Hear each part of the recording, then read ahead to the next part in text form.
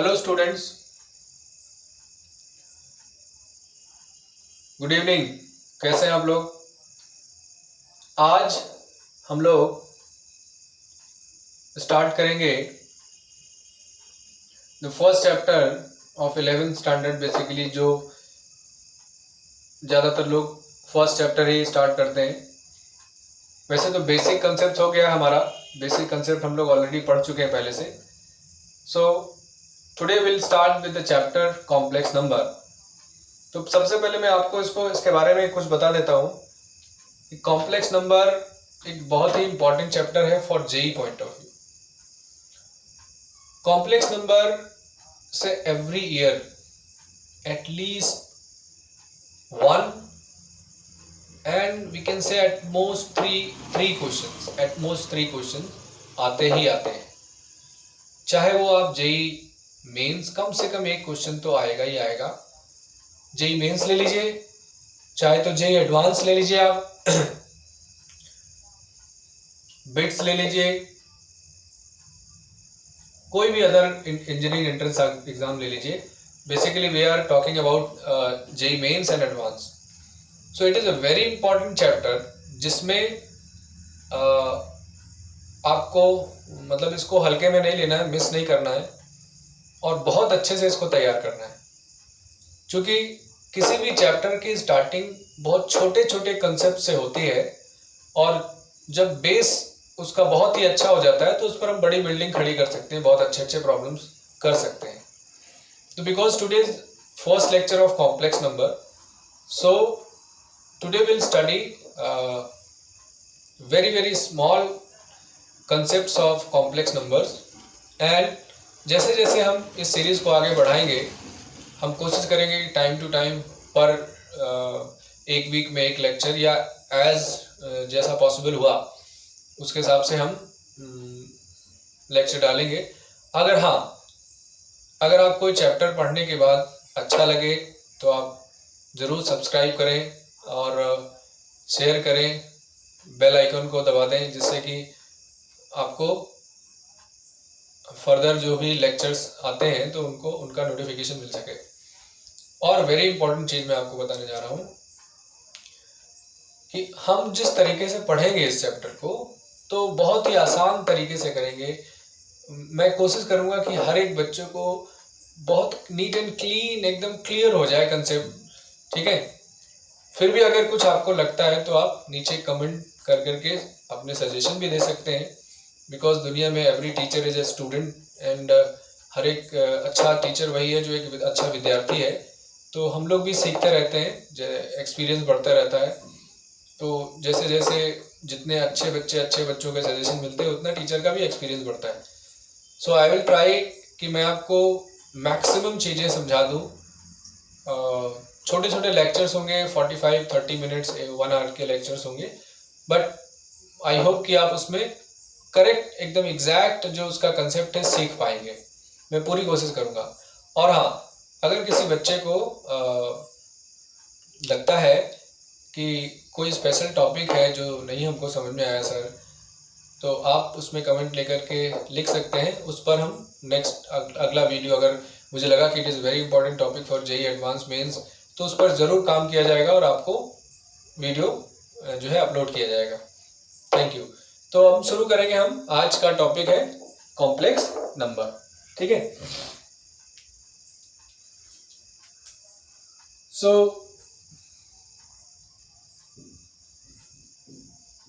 Complex number, complex number क्या है sir? तो हम सबसे पहले बात करते हैं नंबर सिस्टम की बात करते हैं। नंबर सिस्टम में जैसे कि इंसान ने पहली बार जब काउंटिंग सीखी तो उसके दिमाग में कुछ तो काउंट करने की इच्छा हुई होगी या जो भी हुआ हो, प्रकृति ने उसको दिया काउंटिंग सेंस। तो पहली बार जो नंबर्स बने वो नेचुरल नंबर्स बने, प्राकृतिक संख्याएं, natural numbers. So we count 1 2 3 4 5 6 all that. And फिर उसके बाद होल नंबर्स 0, राइट। तो 0 1 2 3 4 5 6 7 एंड ऑल दैट। देन फिर नंबर आए किसके, integers, negative integers, zero and positive integers. और उसके बाद फिर आए जो है अगर हम बात करें उसमें रैशनल नंबर्स आते हैं, इरेशनल नंबर्स आते हैं, रियल नंबर्स आते हैं, राइट। तो अगर हम नंबर को फिर से एक बार कैटेगराइज करें तो ऐसे हम नोट करते हैं, जो स्टडी करते हैं, that is real number, it has two parts, rational numbers and irrational numbers. And rational number has जो है integral numbers and non-integral numbers. Now integral number has some parts, negative integers, 0 and positive integers. Then 0 and positive integer becomes whole numbers and positive integer becomes natural numbers. One more time repeat कर रहा हूँ. We have real numbers. Real numbers के दो part होंगे, एक rational numbers, irrational numbers. Rational number के दो part होंगे, एक होंगे integers एंड एक नॉन इंटीजर्स होंगे। इंटीजर्स नॉन इंटीजर्स तो अलग हो गए। नाउ इंटीजर है negative integers, zero and positive integers. अब नेगेटिव इंटीजर को अलग कर दिया जाए तो जीरो और पॉजिटिव इंटीजर मिलकर के होल नंबर्स बनाते हैं, एंड उस होल नंबर में से जीरो को हटा दिया जाए तो नेचुरल नंबर्स आ जाते हैं, ठीक है। तो ये नंबर का एक सीरीज है, लेकिन रियल नंबर के ऊपर भी कुछ नंबर्स होते हैं, उनको कहते हैं complex numbers, right, imaginary complex number. इसको अगर हम हिंदी और संस्कृत में बात करें तो इसको सम्मिश्र संख्याएं कहा जाता है। हिंदी वर्ड्स की अगर बात करें तो इट इज कॉल्ड एज सम्मिश्र संख्याएं, राइट। सो हम will talk about only complex numbers. So complex numbers basically अगर देखा जाए तो it is represented by C और Z, right. So we can say that कि सबसेट फॉर्मेट में अगर देखें तो सबसे पहले हम बात करते हैं नेचुरल नंबर्स। नेचुरल नंबर्स के बाद अगली बारी आती है integers, that is positive integers, right, या नेचुरल नंबर इंटीजर के अंदर होते हैं। इंटीजर से चले हम, सो इंटीजर से चले तो इंटीजर के अंदर, या फिर हम यहाँ पर ऐसा भी लिख सकते हैं होल नंबर्स, ठीक है। और होल नंबर्स इंटीजर्स के अंदर होते हैं। इंटीजर जो होते हैं वो रैशनल नंबर्स के अंदर होते हैं, राइट। क्लियर हो बात? रैशनल नंबर किस में होते हैं? रियल नंबर्स में होते हैं। और रियल नंबर्स किस में होते हैं? कॉम्प्लेक्स नंबर में होते हैं। सो कॉम्प्लेक्स नंबर, जैसे मैंने बोला कि व्हाट इज वन, वन कैसा नंबर है, तो you will say that it is a real number. But क्या ये कॉम्प्लेक्स नंबर है? Yes, it is also a complex number, right. तो उसका मेन नाम क्या है? It is a complex number. तो सर ये रियल है, कॉम्प्लेक्स भी है, तो हाँ, every real number is a complex number, but every complex number is not a real number, ठीक है। सो every real number is a complex number. So real complex हो सकता है, लेकिन कॉम्प्लेक्स रियल हो जाए इस बात की गारंटी नहीं है, ठीक है। सो एवरी रियल नंबर, जैसे, ठीक है, मेरी बात ध्यान से सुने, बहुत बहुत सिंपल सी बात है कि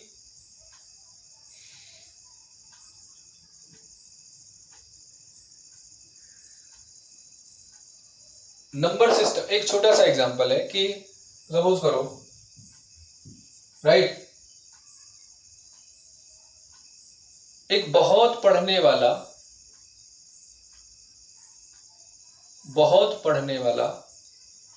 अच्छे मार्क्स ला सकता है, राइट, लेकिन इस बात की क्या गारंटी है जिसके मार्क्स अच्छे हैं वो सही में बहुत पढ़ने वाला हो? कभी कभी गेस भी लग जाता है। एक छोटा सा एग्जांपल, ऐसे सिंपल एग्जांपल दिया मैंने। So every real number is a complex number, but every complex number is not a real number, right. So ये था बेसिक इंट्रोडक्शन कॉम्प्लेक्स नंबर की कहानी का। तो हम कहानी पर नहीं जाएंगे, आगे चलते हैं। सो अभी हम कुछ भी लिखते हैं, सर 2 क्या है? Complex number. 3 क्या है? Complex number. 4 क्या है? Complex number. 5 क्या है? Complex number. -5 क्या है? Complex number. So every real number is a complex number. So now complex number में जो हम पहला कंसेप्ट पढ़ते हैं बेटा, उसको हम कहते हैं iota. Initial concept of complex number iota. इसमें हम कॉम्प्लेक्स नंबर जब बनते हैं, रियल नंबर तो कॉम्प्लेक्स नंबर है, लेकिन अदर देन रियल नंबर जो कॉम्प्लेक्स नंबर बनते हैं उनके लिए जो हमें पढ़ना चाहिए कौन सा कंसेप्ट है, that is iota, right. Euler नाम के मैथमेटिशियन थे, उन्होंने इस इमेजिनरी क्वांटिटी को संसार के सामने लाया। तो आयोटा क्या है, तो उन्होंने कहा कि भाई साहब देखिए कि जब आप किसी भी पॉजिटिव रियल नंबर का स्क्वायर रूट फाइंड करते हैं तो it is a positive quantity, so there will be a some positive quantity, some positive number, right। उनके दिमाग में क्या आया कि जैसे अब हम 4 निकालते हैं, root of 4 is +2, root of 9 is +3, तो उनको क्या समझ में आया कि भाई अगर नेगेटिव क्वांटिटी है तो उसका स्क्वायर रूट क्या होगा, ठीक है। तो नेगेटिव क्वांटिटी का स्क्वायर रूट क्या हुआ, तो नेगेटिव क्वांटिटी का स्क्वायर रूट उन्होंने दुनिया के सामने रखा और पहली बात बताई फर्स्ट टाइम कि नेगेटिव क्वांटिटी यानी कि जो फर्स्ट नेगेटिव नंबर है इंटीग्रल -1 का जो स्क्वायर रूट निकालेंगे हम वो होगा i, उसको एक नाम दे दिया आयोटा, राइट। और फिर इसी बिहाफ पर आगे कैलकुलेशंस हुए। सो उन्होंने कहा कि -1 is equal to i, this is iota. Imaginary किसी भी नंबर को अगर इमेजिनरी बनाना है, देखो अब इमेजिनरी वर्ड और कॉम्प्लेक्स में फर्क है, right. Every imaginary number is a complex number. Real में अगर i का मल्टीप्लाई कर दोगे तो इमेजिनरी हो जाएगा अपने आप, ठीक है। तो सपोज हमने लिया 2 is what, it is a complex number. क्या ये imaginary number? No, it is a real number, right, but it is a complex number, ठीक। i ये क्या है, it is a imaginary number बन गया। अब ये रियल था, इमेजिनरी बन गया। तो अगर हम किसी क्वांटिटी के साथ i का मल्टीप्लाई कर देंगे it will become imaginary quantity. Under root of -1 is equal to i, square करोगे बोथ साइड तो i square is equal to -1। एक i का मल्टीप्लाई कर दोगे तो i cube is equal to -i। Then again एक i का और मल्टीप्लाई कर दोगे, i to the power 4 is equal to 1। मैंने इस साइड में देखिए यहां पर जनरल फॉर्मेट देख दिए हैं, i to the power 4n plus 1 is equal to i, right. i to the power 4 देखिए i to power 4 is equal to 1 एक बेस है ये। i to power 8 1, i to power, अब यहां पर देखिए i to power 8 1, i to power 12 1, i to power 16 1, i to power 21। तो ये 4n टाइप के जितने भी ये पावर होंगे सभी 1 देंगे i के। Then 4n plus 1, 4n plus 1 की कैटेगरी में कौन कौन से आते हैं, जैसे यहां पर i to the power 5, right, i to the power 9, ठीक, i to the power 13, i to the power 17, right. देखिए सबका वैल्यू i होगा बिकॉज 4 से डिवाइड करोगे रिमाइंडर 1, 4 से डिवाइड करोगे रिमाइंडर 1, 4 से डिवाइड करोगे रिमाइंडर 1, i टू पावर 21। और जनरल कोई भी लिख लो, 4 से कोई भी जैसे नंबर है जैसे i टू पावर 25, ठीक। इन जनरल अगर हम कुछ भी ले लें i टू पावर मान लो 1 3 7 8 9 7 3 2 5, तो लास्ट के 2 डिजिट डिवाइड करके देखो रिमाइंडर क्या आ रहा है 1।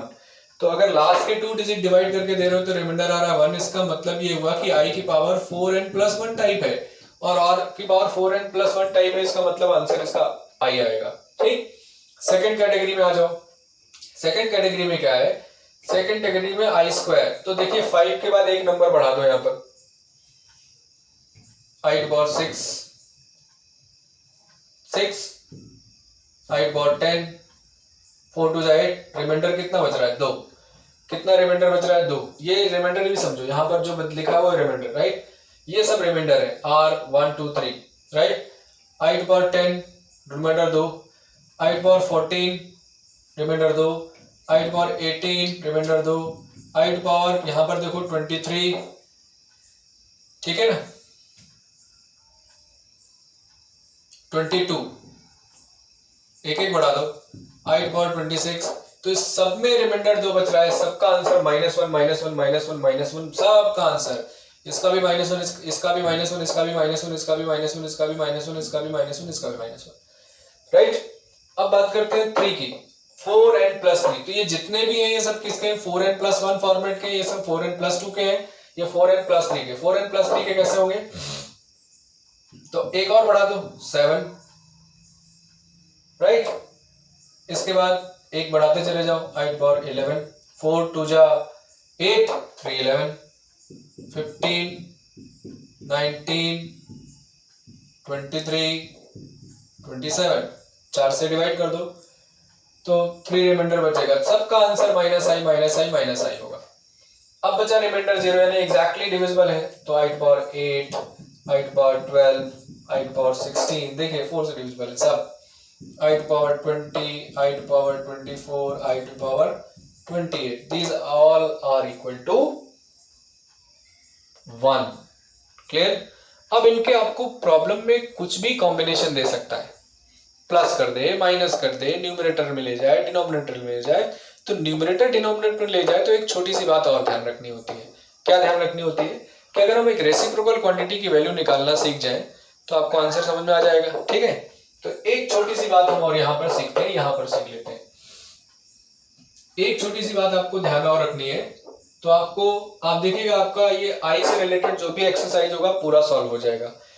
एक ये कंसेप्ट, एक छोटी सी बात और 3 कंसेप्ट सीखने होते हैं, उससे पूरा एक्सरसाइज सॉल्व हो जाता है। तो एक और बात ध्यान रखना है कि आपको ये याद रखना है कि 1/i का वैल्यू क्या होता है। 1/i का वैल्यू माइनस आई होता है। सर कैसे? 1/i का वैल्यू माइनस आई होता है। क्यों, कैसे? तो 1/i का वैल्यू माइनस आई कैसे होगा? आप i से ऊपर नीचे मल्टीप्लाई कर दीजिए, तो इसका प्रूफ देख लो कैसे होता है। 1/i multiplied by I divided by I कितना हो गया? i square. तो i/i स्क्वायर का वैल्यू -1, तो this will be -1, so it is -1 -1 into I, that is -i। सो ध्यान रखो 1/i का वैल्यू -i होगा और 1/-i का वैल्यू +i हो जाएगा। ये 2 इंपॉर्टेंट चीज ध्यान रखनी है आपको। ठीक, तो मैं यहां पर ये लिख देता हूं 1/i is equal to -i and 1/-i is equal to +i। Okay, इतना अगर आपको ध्यान रहा तो बस छोटी छोटी प्रॉब्लम सॉल्व हो जाएंगी। ठीक है,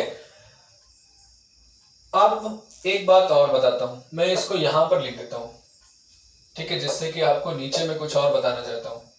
ये समझा क्या? ये हो गया। तो यहां पर मैं एक रिजल्ट लिख देता हूं कि 1/i is equal to -i and 1/-i is equal to +i। अब एक चीज और देखो एक ही छोटे से लेक्चर में आपको एक एक्सरसाइज 100% बेसिक एक्सरसाइज सारी सॉल्व हो जाएंगी। इससे रिलेटेड कुछ भी हो, आई से रिलेटेड छोटी छोटी प्रॉब्लम जो होती है। तो यहां पर क्या करना है, इन सबको ऐड कर दो आप। ठीक है, तो इन सब का एडिशन क्या आ रहा है देख लो जरा ध्यान से। इसको आई थोड़ी देर के लिए यहां पर मैं आई लिख देता हूं तो और अच्छा रहेगा। तो this plus this plus this plus this, this plus this plus this plus this, इसका सम कर दिया, इसका सम आया 0। ठीक है, तो इसका जब सम कर दिया आपने 0, तो इधर भी सम कर दो 0, राइट। तो इसका सम करने पर और इसका सम करने पर 0 आ रहा है। इसका मतलब i to the power 4n plus 1 plus i to the power 4n plus 2 plus i to the power 4। तो देखो बच्चों, तो ये क्या था, 1/i is equal to -i और 1/-i is equal to +i। अब जरा गौर से देखो इसको, ये √(-1) को मैंने i यहां पर नोट कर दिया।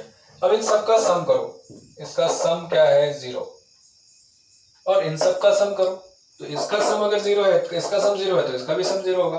तो हम यहां पर नोट कर सकते हैं एक और इंपॉर्टेंट रिजल्ट, यानी कि एक तो आपके लिए फर्स्ट चार्ट ये बड़ा इंपॉर्टेंट है, दूसरा ये, सेकंड ये कि इन सब का सम 0, राइट। अब कैसे देखो, मैंने ऐसे इसलिए इस पैटर्न में नोट किया था, i पावर 5 + 6 + 7 + 8। अब इसका वैल्यू i, इसका वैल्यू -i, इसका वैल्यू -1, इसका वैल्यू -i, सबको ऐड करोगे 0। इसका भी सम 0, इसका भी सम 0, इसका भी सम 0, इसका भी सम 0, इसका भी सम 0। तो ये सीरीज कहीं तक भी जा सकती है।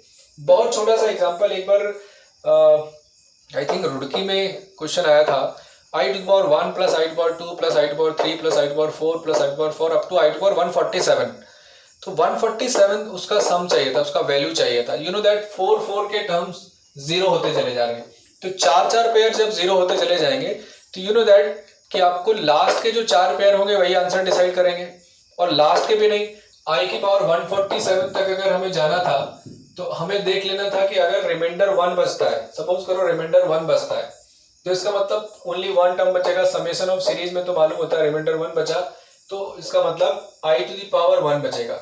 अगर रिमाइंडर 2 बचता है तो 2 टर्म बचेंगे, रिमाइंडर 3 बचता है तो 3 टर्म्स बचेंगे, और रिमाइंडर अगर 0 हो जाता है तो पूरा 0 हो जाएगा। समझ आएगा?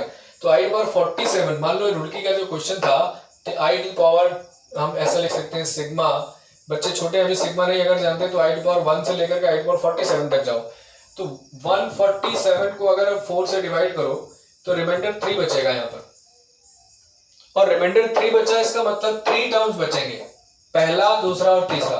तो इन तीनों को सम कर दो, इन तीनों को सम कर दिया तो i माइनस i 0, तो -1 आंसर आ जाता है। समझ में आया क्या? नहीं समझा? फिर से देखो, 147 है, रिमाइंडर 3, अगर सीरीज दिया है सीक्वेंस से, सारे टर्म एक साथ होने चाहिए, अगर नहीं है तो कुछ कॉमन ले लो आप। कॉमन लेने के बाद और सीक्वेंस से 1 2 3 4 5 अप टू 147 है, तो रिमाइंडर क्या बच रहा है? 3, 44, रिमाइंडर 3, तो 3 रिमाइंडर बच रहा है। इसका मतलब दिस, इन तीनों को सम करना है आपको, इन तीनों को सम करना है, यानी this plus this plus this, यानी पहले 3 टर्म्स बचेंगे, यानी कि ये answer i plus I square plus I cube पर डिपेंड करेगा, और इन तीनों का सम कर देंगे तो दिस विल बी -1। ठीक है? अगर रिमाइंडर 0 आ जाता है, सपोज करो 147 144 होता है, तो इसका मतलब 4 के सारी सीरीज 4 के पेयर बन जाते हैं, आंसर विल बी 0। तो इस तरह से सीरीज से रिलेटेड भी क्वेश्चन आप इसमें सॉल्व कर सकते हैं। ठीक है बच्चों? तो मैं आज मैंने सोचा, मेरी कोशिश थी कि एक चार्ट में आपको एटलीस्ट जो 11th स्टैंडर्ड की पहली एक्सरसाइज होती है वो बच्चे सॉल्व कर लें अपने आप। तो बेसिक चीजें हैं आई से रिलेटेड, आप इनको एक बार देखें, वीडियो को 1-2 बार देख लें, और देखने के बाद आप सॉल्व करने बैठेंगे, आई एम श्योर कि आपको किसी की हेल्प लेने की जरूरत नहीं पड़ेगी, आप सॉल्व कर लेंगे। ठीक है? तो ठीक है बेटा, आज के लिए इतना ही रखेंगे। एक छोटा सा मैंने अभी 10-15 मिनट का वीडियो डाला है, तो 10 मिनट में 15 मिनट में हमने एक कंसेप्ट सीखा। तो अगर आपको अच्छा लगा हो तो आप इसको जरूर लाइक करें, सब्सक्राइब करें। ठीक है? और आप कोई स्पेशल टॉपिक है, 12th के बच्चे भी हैं, अगर कोई स्पेशल टॉपिक है, आपको कोई स्पेशल पॉइंट है, कोई ऐसा कंसेप्ट है कि जो है आप पढ़ना चाहते हैं, वो नहीं समझ में आ रहा है, तो आप बेसिकली नोट कर दीजिए। अगर वो इंटरेस्टिंग हुआ और बच्चों के लिए फ़ायदेमंद हुआ सबके लिए, तो हम ज़रूर उसका वीडियो बनाएंगे। ठीक है बेटा? Okay, thank you very much.